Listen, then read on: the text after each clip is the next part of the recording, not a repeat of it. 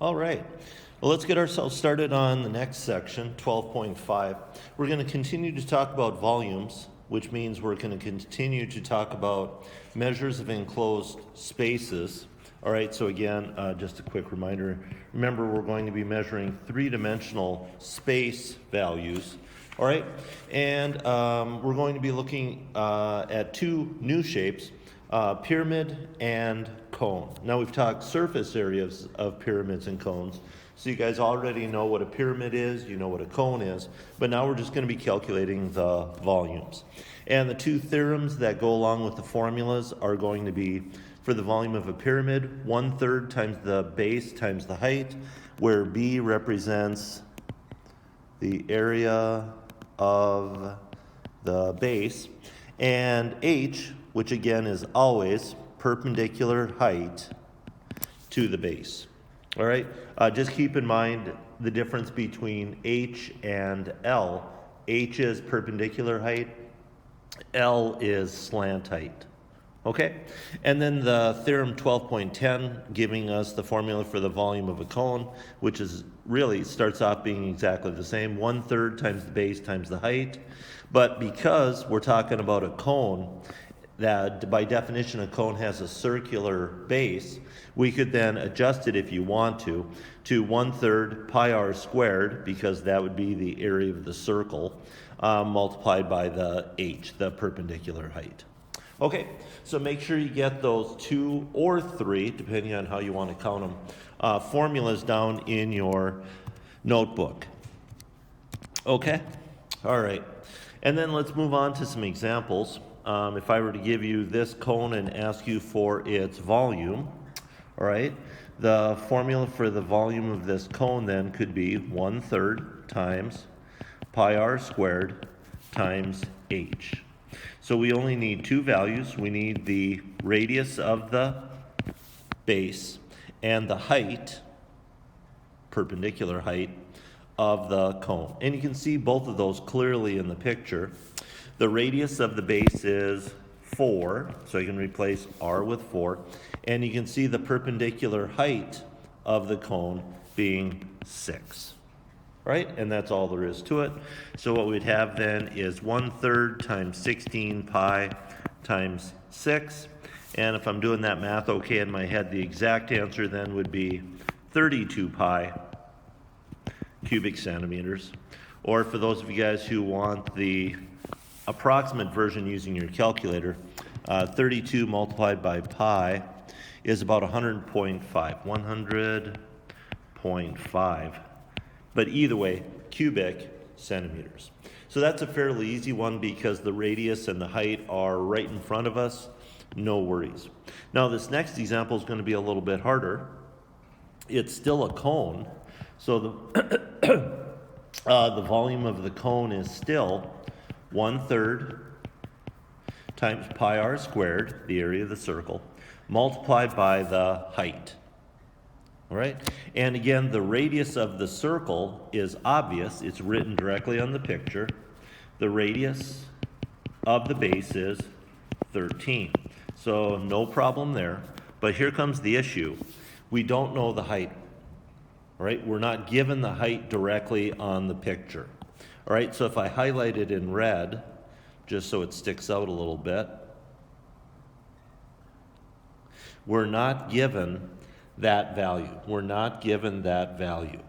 So if we're not given that value, is there a way to find it? And the answer is yes. What we have to do is, since we're given the angle, what we're going to need to do is consider that triangle and label the sides as hypotenuse, opposite the angle, and adjacent. Right? And then remember our trig, right? And our trig would say, well, if I'm looking for the adjacent side and I know the opposite side, opposite and adjacent, you might have to page back in your notebook, but opposite and adjacent would lead us to using the tangent. So the tangent of 32 degrees is going to be equal to the opposite side, 13, divided by the adjacent side, h. and that's called a trig equation. And what you guys are going to need to do, if you need to look back in your notebook, feel free to pause the video and look back. But you'll need to use your calculator to punch out the tangent of 32 degrees, which is approximately 0.62. Then think of 0.62 as a fraction by putting it on top of 1 and then cross multiply. So we'll have 0.62 times h going in one direction, 1 times 13 going in the other direction, and then to solve for h we have to divide by 0.62. So h is going to be 13 divided by 0.62, which is approximately 21. I got 20.9677 on my calculator, so I'm going to round that off to 1. So this height then can be entered into our formula for volume, right? And now we could punch out our volume, okay? So one direction would be 1/3 times pi times 13 squared times 21. Let's see what I get on that one. That would be 1,183 pi cubic meters. That would be the exact value. Or if you prefer to get a decimal, that would be 3,716.5 cubic meters. Okay, so this one was obviously a little bit harder because we had to do some extra work to find the height of the cone. All right? All right, now let's try a pyramid. Let's try a pyramid. And so our formula for the volume of a pyramid is going to be 1/3 times b times h, where b is the area of the base and h is the perpendicular height.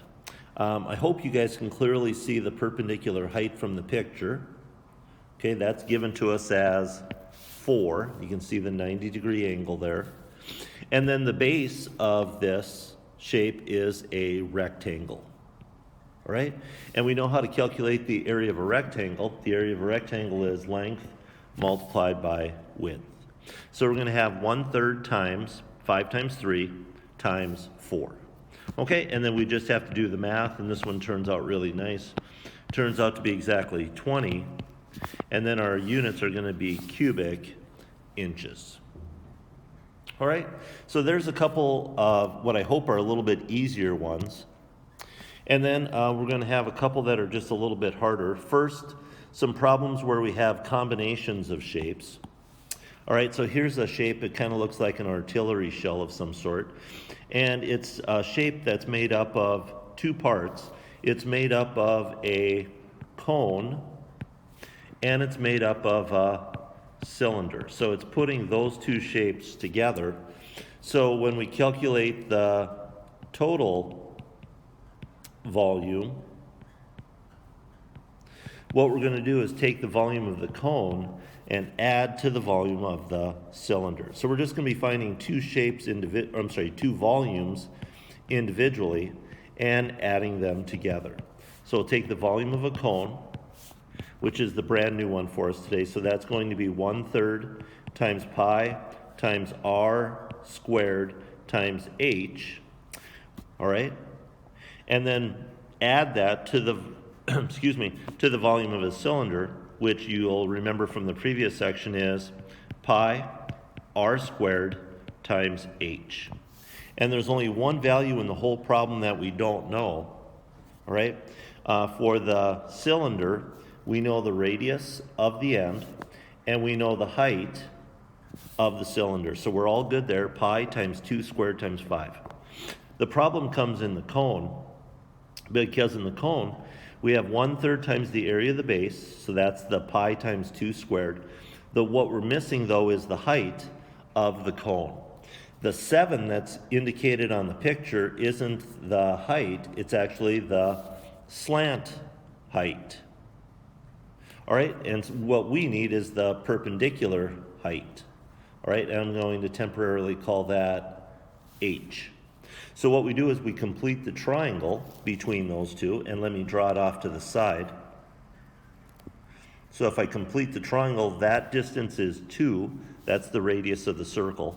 This distance is 7, and what we're looking for is h. And so what we get set up for ourselves is a Pythagorean theorem problem. So to find the h, we'd have to do Pythagorean theorem, so that would be h squared plus 2 squared is equal to 7 squared. And when you guys do the math, 2 squared is 4, 7 squared is 49.